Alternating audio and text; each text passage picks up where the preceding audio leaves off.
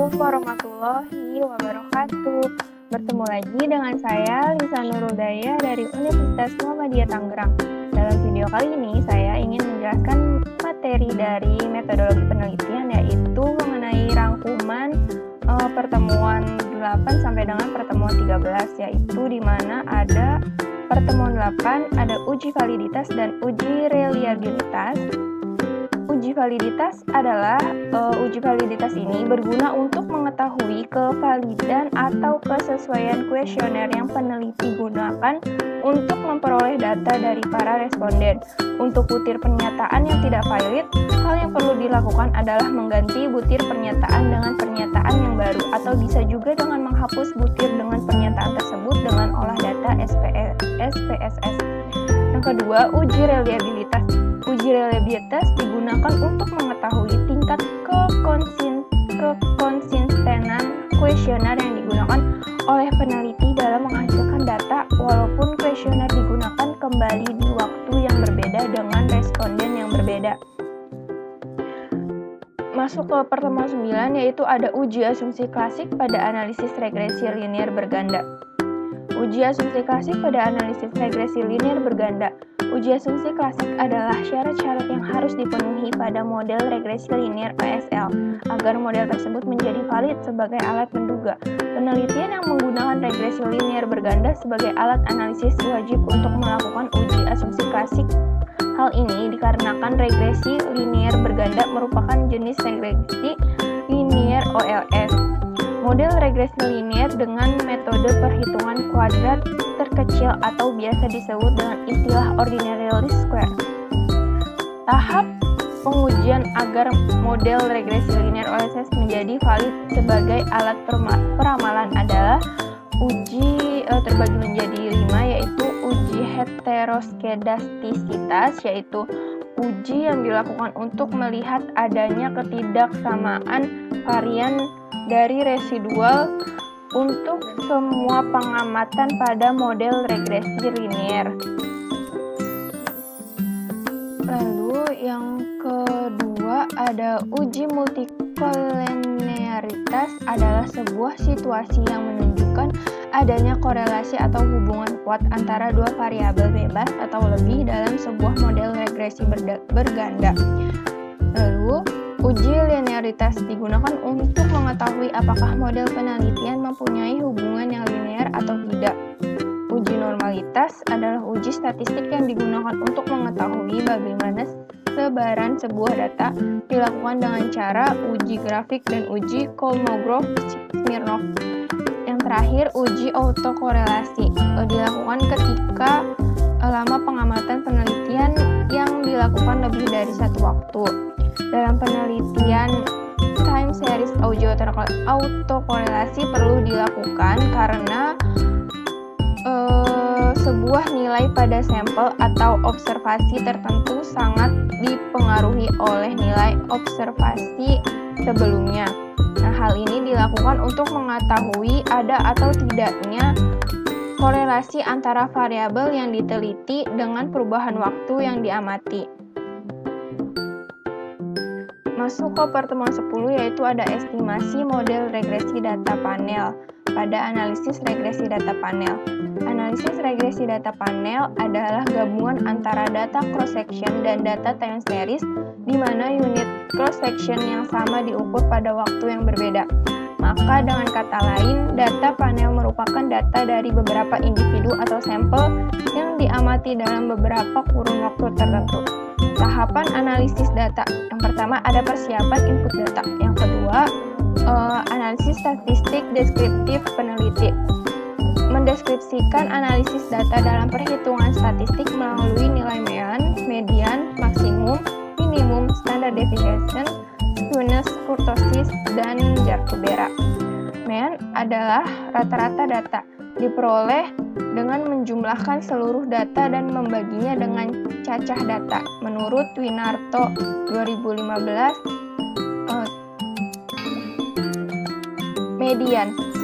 median adalah nilai tengah atau rata-rata dua nilai tengah datanya genap. Bila datanya diurutkan dari yang terkecil hingga yang terbesar, menurut Winarno 2015-39. Maksimum adalah nilai paling besar dari data. Minimum adalah nilai paling kecil dari data. Standard deviation adalah ukuran dispersi atau penyebaran data. Skewness adalah ukuran asimetri distribusi data di sekitar mean. Skewness dari suatu distribusi simetris adalah 0. Positif skewness menunjukkan distribusi datanya memiliki ekor di sisi kanan dan negatif memiliki ekor panjang di sisi kiri.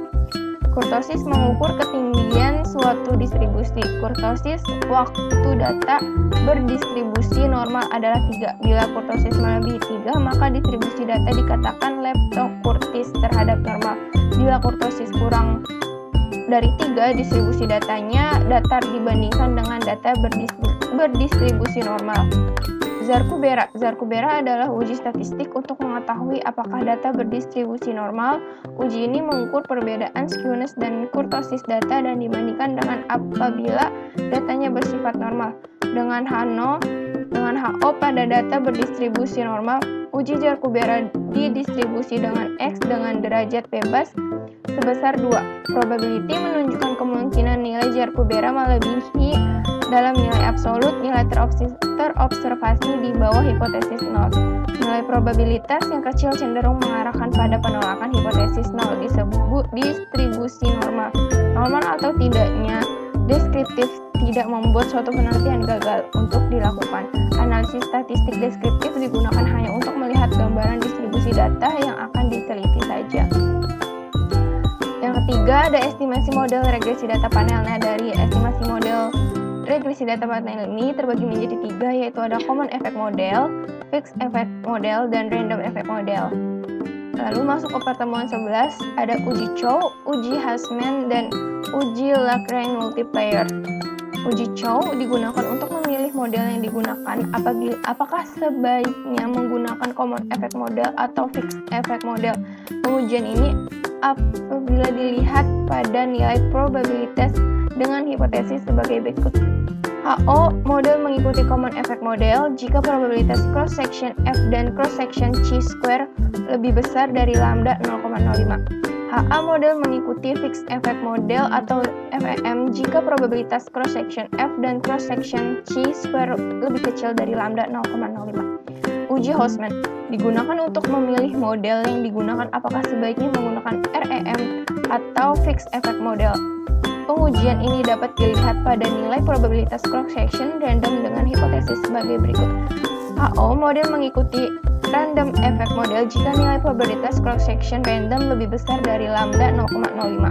HA model mengikuti fixed effect model jika nilai probabilitas cross-section random kurang dari lambda 0,05. Uji Lagrange multiplier digunakan untuk memilih model yang apakah sebaiknya menggunakan random effect model atau common effect model. Pengujian ini dapat dilihat pada nilai probabilitas berspagen dengan hipotesis sebagai berikut. HO model mengikuti common effect model jika nilai probabilitas cross section berspagen lebih besar dari lambda 0,05.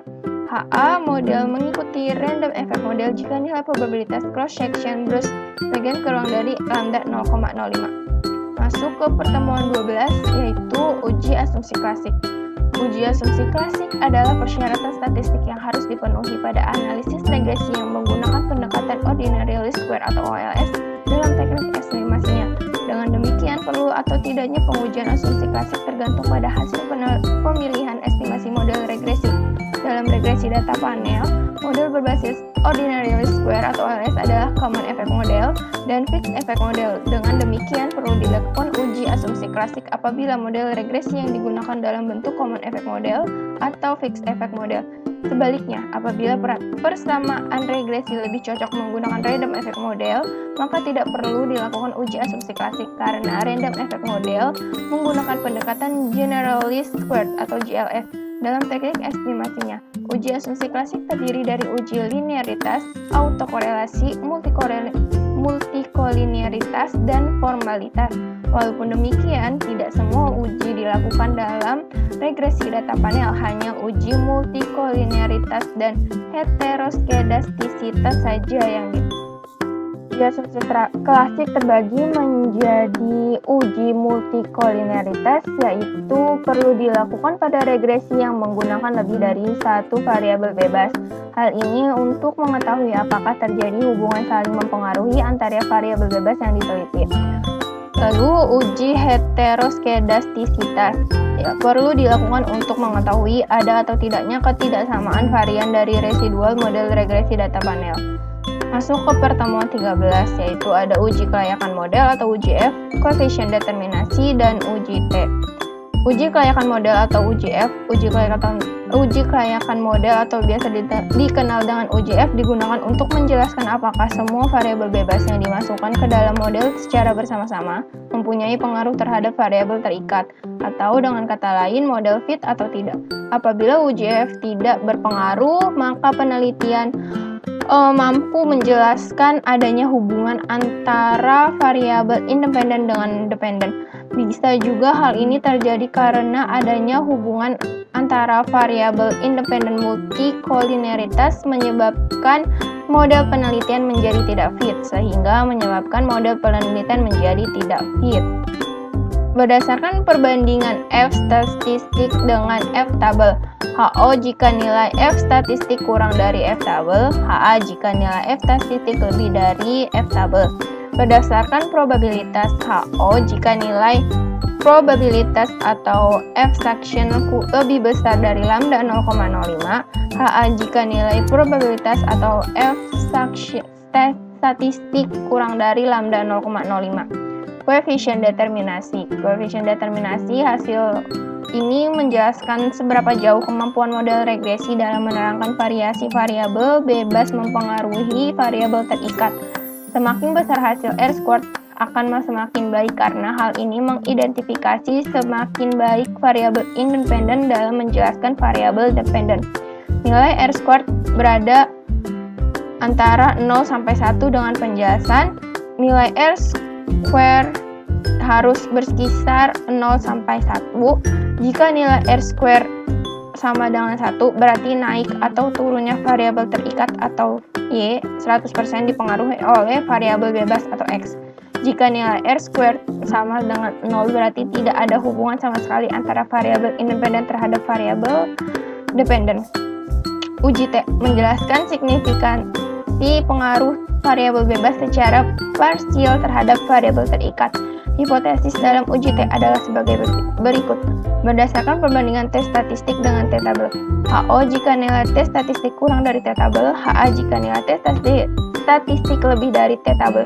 Berdasarkan probabilitas, HO jika nilai probabilitas lebih besar dari lambda 0,05, H jika nilai probabilitas kurang dari lambda 0,05. Terima kasih penjelasan rangkuman materi dari metodologi penelitian. Kurang lebihnya mohon maaf. Wabillahi taufiq wal hidayah. Wassalamualaikum warahmatullahi wabarakatuh.